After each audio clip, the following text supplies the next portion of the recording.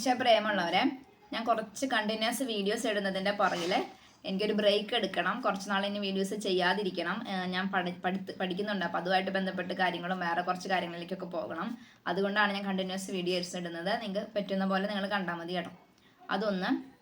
മറ്റൊന്ന്, എനിക്ക് ഒരു സുവിശേഷം പറയുന്ന ഒരാളൊന്നും ആയിട്ട് ഞാൻ എന്നെ തന്നെ കണ്ടിട്ടില്ല.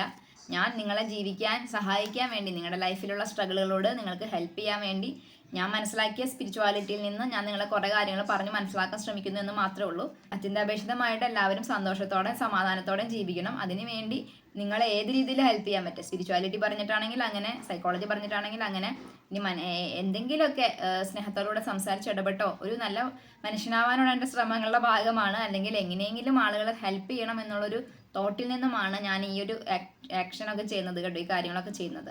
നിങ്ങൾ എനിക്ക് വേണ്ടി പ്രാർത്ഥിക്കണം. ഞാൻ പറഞ്ഞത് അവസാനത്തെ വീഡിയോ ആവട്ടെ, കുറച്ച് കഴിഞ്ഞിട്ട് പിന്നെ ഞാൻ വീഡിയോസ് ചെയ്യാൻ ആഗ്രഹിക്കുന്നത് കേട്ടോ. എൻ്റെ ഇടയിൽ എന്തെങ്കിലും ഒരു ഇൻസ്പിറേഷൻ കിട്ടിയാലും ഞാൻ വരത്തുള്ളൂ. അപ്പം ഞാൻ എന്തുകൊണ്ടാണ് ഇങ്ങനെ ബ്രേക്ക് എടുക്കേണ്ടത് വളരെ അത്യാവശ്യകരമാണ്. ഒരു ശുശ്രൂഷ ജീവിതത്തിന് ശേഷം അല്ലെങ്കിൽ ഒരു കണ്ടിന്യൂസ് ശുശ്രൂഷയ്ക്ക് ശേഷം ഒരു വ്യക്തി ബ്രേക്ക് എടുക്കേണ്ടത് അത്യാവശ്യമാണ്. കാരണം ഒന്നാമത് നമ്മൾ ഇൻഡിവിജ്വലായിട്ടാണ് ഇത് ചെയ്യുന്നത്. അത് തന്നെ ഒരു ചാലഞ്ചിങ് ആയിട്ടുള്ള ഒരു കാര്യമാണ്. നമ്മളൊരു സിസ്റ്റത്തിൻ്റെ ഒപ്പമാണെങ്കിൽ നമുക്ക് ഭാരങ്ങൾ ഇങ്ങനെ ഷെയർ ചെയ്തു പോകും. പക്ഷെ ഇതങ്ങനെയല്ല, നമ്മൾ ഒറ്റയ്ക്കാണ് നിൽക്കുന്നത്. അപ്പോൾ അത് ഭാരം കൂടുതലായിരിക്കും. അപ്പോൾ അതിൻ്റെ ഇടയിൽ നമ്മൾ തന്നെ നമ്മളെ ബാലൻസ് ചെയ്ത് കൊണ്ടുപോകണം. മറ്റൊന്ന്, ഭക്തി എന്ന് പറയുന്ന സംഗതിക്കും സ്പിരിച്വാലിറ്റി എന്ന് പറയുന്ന സംഗതിക്കും സാധാരണ വ്യക്തികൾക്ക് ഒരു ലിമിറ്റേഷൻ ഉണ്ട്. ആ ലിമിറ്റേഷനപ്പുറത്തേക്ക് അവർ പോയി കഴിഞ്ഞാൽ അവരുടെ മനസ്സ് പിന്നെ ആ ഒരു സെറ്റപ്പിൽ ഇങ്ങനെ നിൽക്കും. അതായത് മനഃശാസ്ത്രത്തിൽ പറയുന്നുണ്ട്, ഒരു മാനസിക അനുഭവത്തിൽ ഒരാൾ സ്റ്റക്കാവുന്ന അവസ്ഥ. അങ്ങനെ സ്റ്റക്കാവുന്ന ഒരു അവസ്ഥ ആർക്ക് വേണമെങ്കിലും സംഭവിക്കാം. നിങ്ങൾക്ക് മനസ്സിലാവുന്ന ഒരു എളുപ്പമുള്ള ഒരു മാർഗത്തിൽ ഞാൻ പറഞ്ഞാൽ, ശ്രീനിവാസന്റെ സിനിമ ഉണ്ടല്ലോ, ചിന്താവിഷ്ടിയായ ശ്യാമള. സോ ഞാൻ എൻ്റെ കാര്യം പറയാൻ വേണ്ടി മാത്രമല്ല, ഭക്ത ജീവിതത്തിലേക്ക് കടന്നു വരുന്ന, സ്പിരിച്വാലിറ്റിയിലേക്ക് കടന്നു വരുന്ന പല മനുഷ്യർക്കും ഉണ്ടാകാൻ സാധ്യതയുള്ള ഒരു പ്രശ്നത്തെ ഞാൻ ഐഡന്റിഫൈ ചെയ്യാൻ ശ്രമിക്കുകയാണ്. ശ്രീനിവാസന് ഭക്തി എന്ന അനുഭവം കൊടുത്ത ഒരു കംഫർട്ട് ഉണ്ട്. അല്ലെങ്കിൽ ശ്രീനിവാസനെ എല്ലാവരും അംഗീകരിക്കുന്നു, അക്സെപ്റ്റ് ചെയ്യുന്നു, അയാൾ ഒരു നല്ലവനായിട്ട് കരുതപ്പെടുന്നു, സമൂഹത്തിൽ നിന്ന് അയാൾക്ക് ഒരു അപ്രിസിയേഷൻ കിട്ടുന്നു. മാലയിട്ട് അയാൾ അമ്പലത്തിൽ ശബരിമലയ്ക്ക് പോയപ്പോൾ. പക്ഷെ അത് അയാളുടെ തലയിൽ ഒരു ഹാപ്പിനെസ് ക്രിയേറ്റ് ചെയ്തു, ഒരു കംഫർട്ട് ക്രിയേറ്റ് ചെയ്തു. അയാൾ കുറച്ചും കൂടെ മറ്റുള്ളവരെക്കാളും മെച്ചപ്പെട്ട ആളാണെന്നൊരു തോന്നലിലേക്ക് അയാൾ വന്നു. ഈ വിരലിൽ എനിക്ക് ഉണ്ടാവാണ്ടിരിക്കാനാണ് ഞാൻ അടക്കൊന്നും ബ്രേക്ക് എടുക്കുന്നത്. അപ്പം അങ്ങനെ വന്നു കഴിയുമ്പോൾ എന്തുകൊണ്ടാണെന്ന് വെച്ചാൽ, പിന്നെ ചില മനുഷ്യർ ആ ഒരു മെൻ്റൽ സ്റ്റേജിൽ തന്നെ സ്റ്റക്കാവും.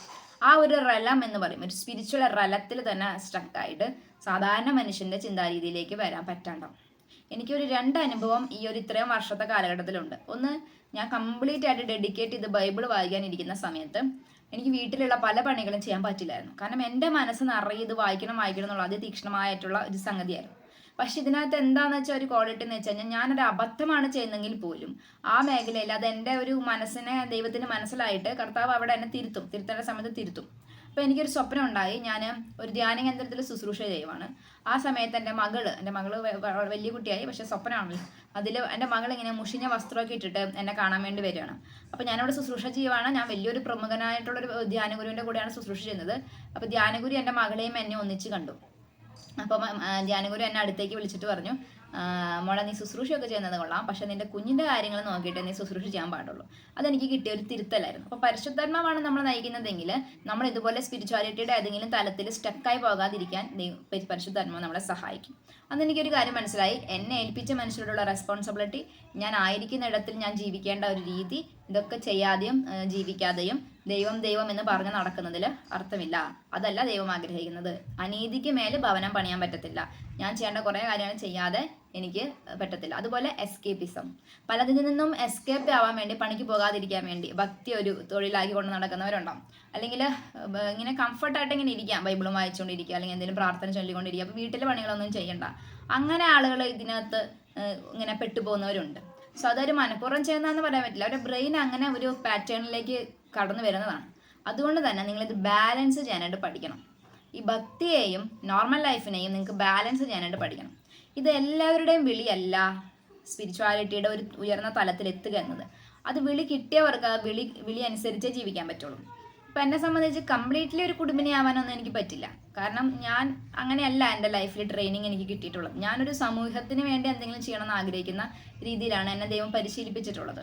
അപ്പം ഒരു കുടുംബിനിയാകുക എന്ന് മാത്രമായിട്ട് എനിക്ക് ഒതുങ്ങാൻ പറ്റത്തില്ല. എനിക്ക് എപ്പോഴും ഒരു സോഷ്യൽ വർക്കിൻ്റെ ഒരു സൈഡ് ഉണ്ടായിരിക്കും. പക്ഷേ ചിലർക്ക് ഒരു സാധാരണ വിശ്വാസ ജീവിതം നയിച്ചാൽ മതിയാകും. ഇടയ്ക്ക് പള്ളിയിൽ പോവുക, പ്രാർത്ഥിക്കുക, ദൈവാനുഭവത്തിൽ നിലനിൽക്കുക. ഇനി ചിലർക്ക് കുറച്ച് ഉയർന്ന സ്പിരിച്വാലിറ്റിയിലേക്ക് എത്തിച്ചേരേണ്ട ഒരു വിളിയുള്ളവരുണ്ടായിരിക്കും. ഇനി ചിലർ ചിലപ്പോൾ ലീഡ് ചെയ്യേണ്ടവരുണ്ടായിരിക്കും. സ്പിരിച്വൽ ഒരു ഗ്രൂപ്പിനെ ലീഡ് ചെയ്യുക, കുറേ മനുഷ്യരെ ലീഡ് ചെയ്യുക, അതൊക്കെ ഉണ്ടായിരിക്കും.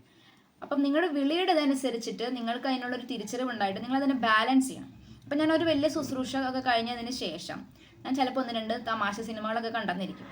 കാരണം നമ്മളത് എപ്പോഴും ബാലൻസ് ചെയ്യണം. നമ്മൾ പ്രാർത്ഥിച്ച് ഒരു വേറൊരു ലെവലിൽ എത്തിയിട്ട് പിന്നെ നമ്മൾ ആ ലെവലിൽ തന്നെ നിൽക്കുക. അപ്പം നമ്മുടെ മകനോ മകളോ എന്ന് പറയാം, നമുക്കൊരു സിനിമയ്ക്ക് പോകാം, നമുക്കൊരു പുറത്തേക്ക് പോകാൻ പറയുമ്പോൾ നമുക്ക് തോന്നും അതൊക്കെ എന്നെ ഡിസ്ട്രാക്ട് ചെയ്യും. എൻ്റെ ഒരു ആത്മീയമായ കളിയാക്കാൻ പറയാൻ പറ്റത്തില്ല, കാരണം അത് പല കാരണങ്ങളുണ്ട്. പക്ഷെ അതിലൊരു അബദ്ധം പറ്റാനുള്ള സാധ്യതയുണ്ട്. അപ്പം ആ ഒരു മൈൻഡിൽ നിന്നുകൊണ്ട് നോർമൽ ലൈഫിലേക്ക് പിന്നെ നിങ്ങൾക്ക് ഒരു കണക്ഷൻ കിട്ടാതാവും. നിങ്ങളുടെ മക്കൾ പറയുന്ന കാര്യങ്ങൾക്ക് കണക്ഷൻ കിട്ടില്ല. നിങ്ങൾക്ക് മകൻ എന്തെങ്കിലും ഒരു കുറുമ്പ് കാണിക്കുമ്പോഴേക്കും നിങ്ങൾക്ക് അതൊരു പൈശാചിക ബാധയായിട്ട് തോന്നും. നിങ്ങളുടെ മകൾ എന്തെങ്കിലും ഒരു വഴി തെറ്റുമ്പോഴേക്കും നിങ്ങൾക്ക് അവൾക്കൊരു കൗൺസിലിംഗ് കൊടുക്കണം, അവളിൽ ബന്ധനം വല്ലതും വന്നിട്ടുണ്ടോ നോക്കണം, അങ്ങനെയൊക്കെ ഒരു തോന്നലുണ്ടാവും. പിന്നെ നിങ്ങൾ ഏതെങ്കിലും ഒരു സ്ഥലത്തോട്ട് പോകുമ്പോഴൊക്കെ നിങ്ങൾ ഈ അമിത ഭക്തിയുടെ ഒരു ഇതായിരിക്കും കാണിക്കുക. നിങ്ങൾ നോർമലായിട്ട് ചിന്തിക്കത്തേ ഇല്ല. നിങ്ങൾ എല്ലാത്തിനെയും ഭക്തിയുടെ ഒരു തലത്തിൽ നിന്നുകൊണ്ടായിരിക്കും മനസ്സിലാക്കുക. സോ നിങ്ങൾ നോർമൽ മനുഷ്യന്മാർ ചെയ്യുന്ന കോമൺ സെൻസ് ഉപയോഗിച്ച് ചെയ്യുന്ന നന്മകൾ പോലും നിങ്ങൾ അതിനെ എക്സാജറേറ്റ് ചെയ്ത് എന്തോ സംഭവമായിട്ട് നിങ്ങൾക്ക് തോന്നാം. ഇപ്പം നിങ്ങളുടെ അപ്പുറത്തൊരാൾ, നിങ്ങളുടെ വീട്ടിലൊരാൾ രോഗിയായിട്ട് കിടക്കുമ്പം ആ രോഗിയെ ചികിത്സിക്കുന്നതിനേക്കാളും വലുത് നിങ്ങൾക്ക് എവിടെയെങ്കിലും പോയിരുന്നു കുറച്ച് ഞാൻ പ്രാർത്ഥിക്കാം, അവന് വേണ്ടി ഞാൻ എവിടെയെങ്കിലും പോയിരുന്നു പ്രാർത്ഥിച്ചാൽ മതി എന്ന് വിചാരിക്കാം. ഇപ്പോൾ ശ്രീനിവാസൻ്റെ ഒരു പഴയ ഒരു സിനിമയുണ്ട്. ആ സിനിമയ്ക്കകത്ത് പാമ്പ് കടിച്ച് കൊച്ചിങ്ങനെ കിടക്കുവാണ്. അപ്പോൾ എല്ലാവരും കൂടി ഇരുന്ന് പ്രാർത്ഥിക്കുവാണ്. പാമ്പ് കടിച്ച ആൾ ആശുപത്രിയിൽ എത്തിക്കത്തില്ല, അങ്ങനെ പ്രാർത്ഥിക്കുക. അപ്പം അതൊക്കെ ഒരു മണ്ടത്തരാണ്, നിങ്ങൾക്ക് ചിന്തിച്ചാൽ മനസ്സിലാവും. പക്ഷെ സൈക്കോളജിക്കലി ഒരു ട്രബിൾ ഉണ്ടാക്കുന്ന തരത്തിൽ നിങ്ങളുടെ പ്രാർത്ഥനാ ജീവിതം, നിങ്ങളുടെ ഭക്തി ജീവിതം, സ്പിരിച്വാലിറ്റിയിലുള്ള നിങ്ങളുടെ യാത്ര കൊണ്ടെത്തിക്കാനുള്ള സാധ്യതയുണ്ട്. ഇതെനിക്കുണ്ടായ ഒരനുഭവമാണ് ഞാൻ പറഞ്ഞത്. എൻ്റെ റെസ്പോൺസിബിലിറ്റീസിൽ നിന്നും എസ്കേപ്പ് ആവാൻ എനിക്ക് സാധിക്കത്തില്ല. ഐ ഹാവ് ടു എൻ്റെ കുടുംബത്തോടൊപ്പം ഞാൻ ഇരിക്കേണ്ടതുണ്ട്. പ്രത്യേകിച്ച് നമ്മൾ മാരീഡ് ലൈഫിലേക്ക് വിളിക്കപ്പെട്ട ഒരാളായതുകൊണ്ട്. ഇനി അച്ഛന്മാരും സിസ്റ്റേഴ്സും ആണെങ്കിലും ശരി, അവർക്ക് ചെടി വളർത്തുന്നുണ്ട്, അവർക്ക് പെറ്റ്സ് ഉണ്ടാവുക, അവർ ആക്ടിവിറ്റീസ് ചെയ്യുന്നുണ്ട്, അവരെപ്പോഴും പ്രാർത്ഥനയിൽ മാത്രം ഇരിക്കുമല്ലോ. അങ്ങനെ ഇരിക്കുന്നവരൊക്കെ വേറൊരു തപസ്സിൻ്റെ വേറൊരു ലെവലിൽ ജീവിക്കുന്നവരാണ്. അവർക്ക് നോർമൽ ലൈഫിലേക്ക് വരേണ്ട കാര്യമില്ല, അവർ ലോകത്തിൻ്റെ ഇതിലേക്ക് വരത്തില്ല. എനിക്ക് തോന്നുന്നു സന്യാസിമാരുടെയൊക്കെ ഒരു ലൈഫ് സ്റ്റൈൽ ഉണ്ടല്ലോ, പല ഹൈന്ദവ വിശ്വാസത്തിലൊക്കെ അങ്ങനത്തെ കാണാം. അവർക്ക് നോർമൽ ലൈഫിൽ ഇപ്പം കാര്യങ്ങളെക്കുറിച്ചൊന്നും അറിയണ്ട, EMI അടയ്ക്കണോ, കൊച്ചിൻ്റെ ഫീസ് അടയ്ക്കണോ, അതൊന്നിനെക്കുറിച്ചൊന്നും അവർക്ക് അറിയണ്ട. അവരെ സംബന്ധിച്ച് അങ്ങനെ ഒരു കോളുണ്ട്, അപ്പോൾ അവർ ആ ഒരു കോളിൽ നിന്നാൽ മതി. അതല്ലാതെ അവർ താഴേക്കടിയിലേക്ക് വരണം. പക്ഷെ നമ്മളെ സംബന്ധിച്ച് അങ്ങനെയല്ല.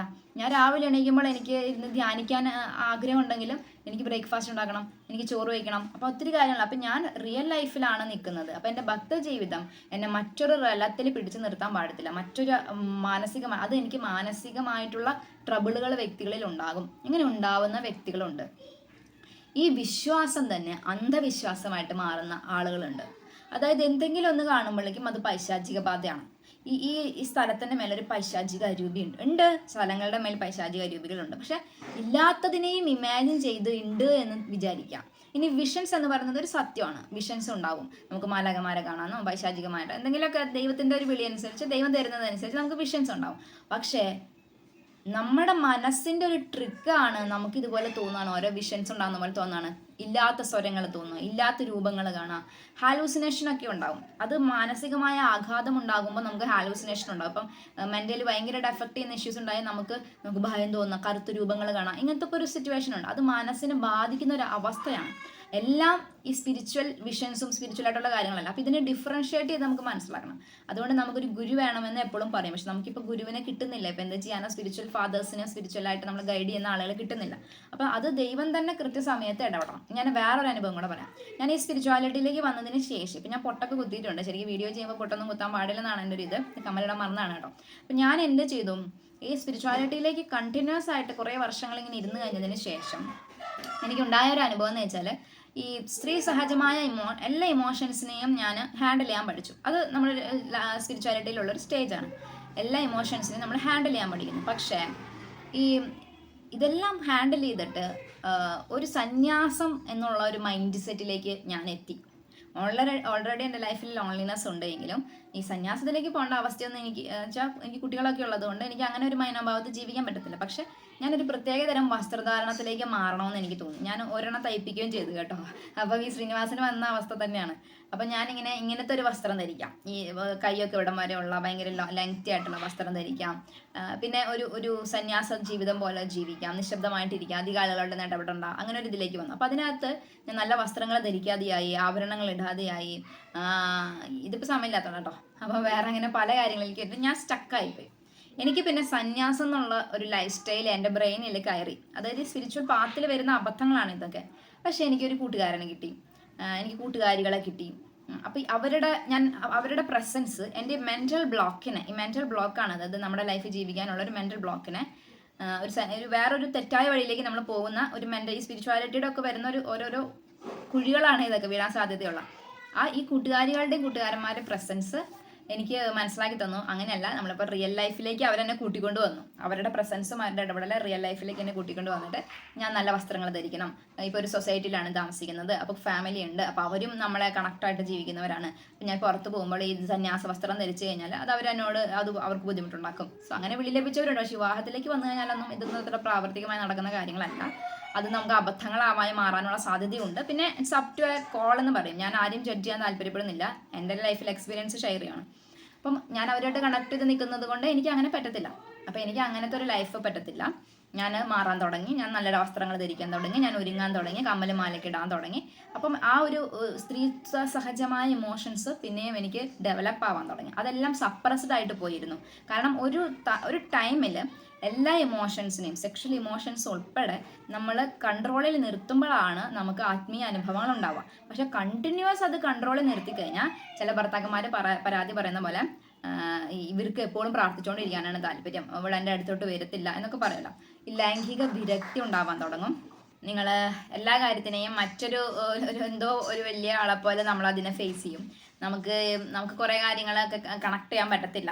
അങ്ങനെ കുറേ സംഗതികളുണ്ട്. അപ്പം നമ്മൾ ആ ഒരു വഴിക്ക് പോകുന്നവരാണെങ്കിൽ ഓക്കെയാണ്. പക്ഷെ നമ്മളൊരു നോർമൽ ലൈഫിൽ ഭാഗമായിട്ട് നിൽക്കുന്ന ഒരാളായതുകൊണ്ട് പല കാര്യങ്ങളും നമുക്ക് ബാലൻസ് ചെയ്ത് കൊണ്ടുപോകണം. നിങ്ങൾ അങ്ങനെ പോയി കഴിഞ്ഞാൽ നിങ്ങൾക്കത് ബുദ്ധിമുട്ടുണ്ടാക്കും. നമുക്ക് നോർമലായിട്ടുള്ള കാര്യങ്ങളെ പിന്നെ ഭൂമിയിലോട്ട് വരാൻ പറ്റത്തില്ല. നമ്മുടെ ബോഡി മാത്രം ഭൂമിയിലുള്ളൂ, പക്ഷെ നമ്മുടെ മൈൻഡ് വേറെ എവിടെയോ ആയിരുന്ന ഒരു അവസ്ഥയായിരിക്കും. ഇതൊക്കെ സ്പിരിച്വാലിറ്റിയിലേക്ക് വരാൻ സാധ്യതയുള്ള അബദ്ധങ്ങളാണ് കേട്ടോ. അപ്പം ഇതൊക്കെ ഞാൻ പറയുന്നത് ഞാൻ കുറച്ച് ഒബ്സർവ് ചെയ്തൊരു കാര്യമുണ്ട്. ഭക്തിയുടെ പരമായിട്ട് പ്രത്യേകിച്ച് നിരന്തരമായിട്ട് ധ്യാനങ്ങൾ കൂടുകയും നിരന്തരമായിട്ട് ഇങ്ങനത്തെ കാര്യങ്ങൾ ഇൻവോൾവ് ആവുകയൊക്കെ ചെയ്യുന്ന ആളുകളിൽ ഇങ്ങനെ ഒരു സൈക്കോളജിക്കൽ പ്രോസസ്സ് ഡെവലപ്ഡ് ആവുന്നുണ്ട്. പിന്നെ അവർ കാണുന്ന എല്ലാ കാര്യത്തിനെയും ആ ഒരു കാഴ്ചപ്പാടിൽ മാത്രം ഇതാക്കുവാണ്. ഇപ്പൊ എന്തെങ്കിലും ഒരു കാര്യത്തിന് പോയി ഒരു തടസ്സം വന്നു, അപ്പോഴേക്കും അത് പിശാചിന്റെ പ്രവർത്തനമാണെന്ന് വിശ്വസിക്കുക. എന്തെങ്കിലും ഒരു സ്ഥലത്തോട് നിങ്ങൾ ഒരു പാമ്പിനെ കണ്ടു, അപ്പൊ അതൊരു പിശാചാണ് ആ പാമ്പെന്ന് വിശ്വസിക്കുക. ഇതിനകത്ത് ചിലപ്പോഴൊക്കെ നിങ്ങളുടെ ഒരു സ്പിരിച്വൽ ഇത് സിമിലാരിറ്റി തോന്നും. ഈ കള്ളനോട്ടും ഒറിജിനൽ നോട്ടും തമ്മിലുള്ള സിമിലാരിറ്റീസ് പോലെ ഇതിന് സിമിലാരിറ്റീസ് ഉണ്ട്. കുറേ കാര്യങ്ങളിലൊക്കെ ഞാൻ പറഞ്ഞല്ലോ, വിഷൻ എന്ന് പറഞ്ഞാൽ ഒറിജിനൽ വിഷനും ഉണ്ട്, മനസ്സിൻ്റെ ഒരു ഇമാജിനേഷൻ ഉണ്ടാകുന്ന വിഷനും ഉണ്ട്, ഹാലൂസിനേഷൻ പോലെ. ഇത് രണ്ടുമൊക്കെ കറക്റ്റ് ചെയ്ത് മനസ്സിലാക്കണം. അപ്പം അതുകൊണ്ട് ആദ്യം അവനവൻ്റെ കോൾ എന്താണെന്ന് തിരിച്ചറിയുക. നിങ്ങളുടെ കോളിനെ കുറിച്ച് ധാരണ ഉണ്ടാവണം. എന്നെ സംബന്ധിച്ച് എൻ്റെ കോൾ എന്ന് പറയുന്ന ഒരു സ്പിരിച്വൽ ലീഡർ ആവാനുള്ളതല്ലാന്ന് എനിക്കറിയാം. പക്ഷെ എന്താണ് എന്നെക്കുറിച്ചുള്ള ദൈവിക പദ്ധതി എന്നുള്ളതിനെ കുറിച്ച് എനിക്കൊരു ധാരണയുണ്ട്. അപ്പം അതിനെന്നെ ഒരുക്കുന്ന ഒരു സ്റ്റേജ് മാത്രമാണ് ഈ സ്പിരിച്വൽ ഗ്രോത്ത് ഉണ്ടാകുന്നത്. ഇതിനപ്പുറത്തേക്ക് ഞാൻ ഇനി ഒരുപാട് പല കാര്യങ്ങൾ പഠിക്കാനുണ്ട്, പല കാര്യങ്ങൾ ചെയ്യാനുണ്ട്, പല കാര്യങ്ങളായിട്ട് മുന്നോട്ട് പോകാനുണ്ട്. സോ പ്രിയമുള്ളവരെ, അന്ധവിശ്വാസങ്ങളിലേക്ക് പോകരുത്. വിശ്വാസം നല്ലതാണ്. പിന്നെ നിങ്ങളുടെ ജീവിത സാഹചര്യവും നിങ്ങളുടെ കോളും നിങ്ങളുടെ പർപ്പസും ഒക്കെ അനുസരിച്ചിട്ടുള്ള ഒരു സ്പിരിച്വൽ ഗ്രോത്ത് മതി. അതിനപ്പുറത്തേക്ക് നിങ്ങൾ അമിതമായിട്ട് ഇതിലേക്ക് പോയാൽ നിങ്ങൾക്ക് അബദ്ധം പറ്റാനുള്ള സാധ്യതയുണ്ട്. ആദ്യത്തെ ഏറ്റെടുക്കാൻ മടിയുണ്ട്, പണിയെടുക്കാനുള്ള മടിയുണ്ട്, അല്ലെങ്കിൽ വേറെ എന്തെങ്കിലും ഈ ഒരു കംഫർട്ട് ഫീൽ ചെയ്യുമ്പോൾ പിന്നെ ലോൺലിനെസ്സും കുറേ നാൾ ലോൺലിനെസ് ഇതിൽ എക്സ്പീരിയൻസ് ചെയ്യണം. ഈ ഐസൊലേറ്റഡ് ആവുന്നുണ്ട് നമ്മൾ സ്പിരിച്വാലിറ്റിയിൽ. പക്ഷെ പിന്നെ ആ ലോൺലിനെസ്സിൽ നിന്ന് പുറത്തടക്കാൻ നമുക്ക് പറ്റില്ല. ഇതൊക്കെ എനിക്കുണ്ടായിട്ടുണ്ട്. പക്ഷെ കറക്റ്റ് സമയത്ത് ദൈവത്തിന്റെ കരം വന്ന് എന്നെ സഹായിച്ചിട്ടുണ്ട്. അതിന്റെ ഭാഗമായിട്ട് ഞാൻ ഇതിലൊന്നും പെടാതെ ഇതുവരെ എത്തിയിട്ടുണ്ട്. പക്ഷെ ഇപ്പം എനിക്ക് തോന്നുന്നു ഒരു യൂ ടേൺ എൻ്റെ ലൈഫിൽ ഉണ്ടാവുകയാണ്. അതുകൊണ്ടാണ് ഇങ്ങനെ അടുപ്പിച്ച് ദൈവം വീഡിയോസ് ചെയ്യിപ്പിക്കുന്നത്. ഞാൻ പഠിക്കുന്ന മനഃശാസ്ത്രപരമായിട്ടും എനിക്ക് കുറച്ച് വളരേണ്ടതുണ്ട്. സ്പിരിച്വാലിറ്റിയിൽ എനിക്ക് എന്ത് ഗ്രോത്ത് ഉണ്ടോ അതുപോലെ എനിക്ക് കുറേ കാര്യങ്ങൾ ഇനിയും പഠിക്കാനുണ്ട്. അപ്പം ഞാൻ എഡ്യൂക്കേഷനിൽ ഫോക്കസ് ചെയ്യും. അങ്ങനെ കുറേ കാര്യങ്ങൾ ചെയ്യേണ്ടതുണ്ട്. അതുകൊണ്ട് ഒരു പക്ഷേ ദൈവം എന്നെ ഇതൊക്കെ പറഞ്ഞ് അവസാനിപ്പിക്കാൻ വേണ്ടി ഞാനിങ്ങനെ പറയുന്നതായിരിക്കും. അപ്പം നിങ്ങളെ കുറിച്ച് ദൈവത്തിന് ഓരോ കാലഘട്ടങ്ങളിലും ദൈവം ആ പ്ലാൻ അപ്ഡേറ്റ് ചെയ്യുന്നുണ്ട്, ചേഞ്ചസ് വരുത്തിക്കൊണ്ടിരിക്കുന്നുണ്ട്. അപ്പോൾ പ്രിയമുള്ളവരെ, സ്പിരിച്വാലിറ്റി എന്ന് പറയുന്നത് ഒരുപാട് പോസിറ്റീവായിട്ടുള്ള ഒരു സംഗതിയാണ്. പക്ഷെ അത് തന്നെ നിങ്ങളെ കുഴപ്പത്തിലാക്കാതിരിക്കാൻ നിങ്ങൾ ശ്രമിക്കണം. നിങ്ങൾ പ്രാർത്ഥനാ ജീവിതം എന്ന് പറയുന്നത് ഹെൽത്തി ആയിട്ട് കൊണ്ട് നടക്കാൻ പറ്റണം. നോർമൽ ലൈഫും സ്പിരിച്വൽ ലൈഫും തമ്മിലൊരു ബാലൻസ് കൊണ്ടുവരാൻ പറ്റണം. നമ്മൾ സ്വർഗത്തിൽ എത്തിയിട്ടില്ല, നമ്മൾ ഭൂമിയിലാണ്. നമ്മൾ ആരുടെ ഇടയിലാണ്? മനുഷ്യന്മാരുടെ ഇടയിലാണ്. വേറൊരു അബദ്ധം വരാൻ സാധ്യത വെച്ചാൽ ഈ മനുഷ്യന്മാർ എന്തെങ്കിലും ഒരു സ്വഭാവം കാണിക്കുമ്പോഴേക്കും അവന്റെ മേൽ പൈശാചിക ബാധയാണ്, അവൻ അടുപ്പിക്കരുതെന്ന് തോന്നുന്നു. അവനെ ഒരു സ്വഭാവ പ്രത്യേകതയായ ഒരു പ്രശ്നമായിരിക്കും. അതായത് നമ്മൾ എല്ലാത്തിനെയും ഇങ്ങനെ ഇതുമായിട്ട് കണക്ട് ചെയ്തിട്ട് മനസ്സിലാക്കാൻ ശ്രമിച്ചാൽ അവർക്ക് ദൈവത്തെക്കുറിച്ച് അറിയാത്ത മനുഷ്യരുണ്ടാവും, പച്ച മനുഷ്യന്മാരുണ്ടാവും, അങ്ങനെ അറിവില്ലാത്തവരുണ്ടാവും. അപ്പൊ എല്ലാത്തിനും നമ്മളൊരു ജഡ്ജ്മെന്റൽ മൈൻഡിലേക്ക്, ഒരു ഭക്തന്റെ മൈൻഡിലേക്ക് പോകരുത്. പിന്നെ വേറെ വലിയൊരു അബദ്ധം എന്ന് വെച്ചാൽ ഈശോയെ കുറിച്ച് പറഞ്ഞാണ് തുടങ്ങുക.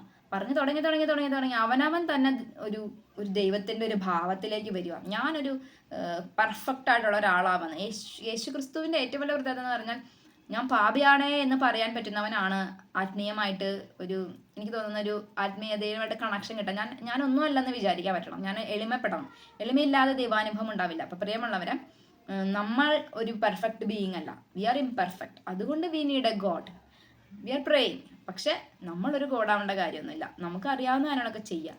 പിന്നെ നമ്മുടെ ഡെയിലി ലൈഫിൽ നമ്മൾ ചെയ്യേണ്ട കാര്യങ്ങളൊക്കെ ചെയ്ത് കടന്നു പോവുക. അതല്ലാതെ ഇതൊക്കെ മാറ്റി നിർത്തിയിട്ട് ഒരു ഭക്തിയുടെ ഒരു പരിവേഷം അണിഞ്ഞാൽ നമ്മളെ ആളുകൾ റെസ്പെക്ട് ചെയ്യുന്നു. ഇപ്പൊ എന്നെ ഒരുപാട് പേര് നല്ലത് പറയുന്നുണ്ട്, നാളെ ചിലപ്പോൾ നിങ്ങൾ നല്ലത് പറയില്ല.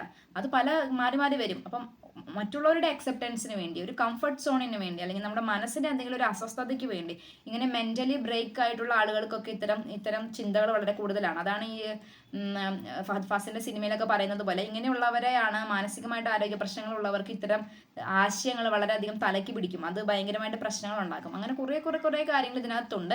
സോ ഇതൊന്നിനെ കുറിച്ച് ആലോചിക്കരുത്. നിങ്ങളുടെ ഡെയിലി ലൈഫിൽ നിങ്ങൾ ജീവിക്കുക. നിങ്ങളെ ആ ദൈനംദിന ജീവിതം ജീവിക്കാൻ എന്തെങ്കിലും ട്രബിൾ വരുന്നുണ്ടെങ്കിൽ നിങ്ങൾ ദൈവത്തെ ഡിപ്പെൻഡ് ചെയ്യുക. ദൈവം നിങ്ങളെ സഹായിക്കും. എന്നിട്ട് അപ്പോഴും ഭൂമിയിലായിരുന്നുകൊണ്ട്, നമുക്ക് ചുറ്റുമുള്ള മനുഷ്യരുടെ കൂടെ ആയിരുന്നുകൊണ്ട് നിങ്ങളുടെ ഉത്തരവാദിത്തങ്ങളൊക്കെ ചെയ്ത് നല്ല രീതിയിൽ മുന്നോട്ട് പോകാം. ഇനി എന്തെങ്കിലും ഒരു സ്പെഷ്യൽ കോൾ ഉണ്ടെന്ന് തോന്നുവാണെങ്കിൽ you can take a step. പക്ഷെ അപ്പോഴും നിങ്ങൾ മനുഷ്യരോട് കൂടി ആയിരിക്കേണ്ടവനാണെന്ന ബോധത്തോടു കൂടെ വേണം അത് ചെയ്യാൻ. മനുഷ്യരൊന്നും അത്ര സ്പിരിച്വൽ ഗ്രോത്ത് ഉണ്ടായിട്ടുള്ളവരായിരിക്കണം എന്നില്ല എല്ലാവരും. അപ്പം എല്ലാതരം മനുഷ്യരെയും, ഇപ്പം ഞാൻ ഈ ഒരു ലെവലിൽ നിന്നാലും എനിക്ക് ഈ ലെവലിലുള്ള ആളെ മനസ്സിലാവണം, ആ ലെവലിലുള്ള ആളെ മനസ്സിലാവണം, എല്ലാം മനസ്സിലാവണം. ഞാനൊരു ഹ്യൂമൻ ബീയിങ് ആണെന്നുള്ള കാര്യം മറന്നുകൊണ്ട് ഒരു ഭക്ത ജീവിതത്തിലേക്ക് പോകരുത്. നിങ്ങളെ ട്രബിൾ ചെയ്യിപ്പിക്കും കേട്ടോ. നിങ്ങൾ ഇംപെർഫെക്റ്റ് ആണ്, നിങ്ങൾക്ക് തെറ്റുകൾ പറ്റും, നിങ്ങൾക്ക് അബദ്ധങ്ങൾ പറ്റും, അതൊക്കെ ഉണ്ടാവും. അത് സ്പിരിച്വൽ ജേർണിയിലും അതൊക്കെ ഉണ്ടാവും. So make peace with yourself. സമാധാനത്തിലായിരിക്കുക, അബദ്ധങ്ങളിൽ പെടാതിരിക്കുക. കൃത്യം സമയത്ത് ദൈവമേ എനിക്ക് അബദ്ധം പറ്റിയാൽ ഇടപെടണമേ എന്ന് പ്രാർത്ഥിക്കുക. ദൈവം നിങ്ങളെ തീർച്ചയായിട്ടും അനുഗ്രഹിക്കും.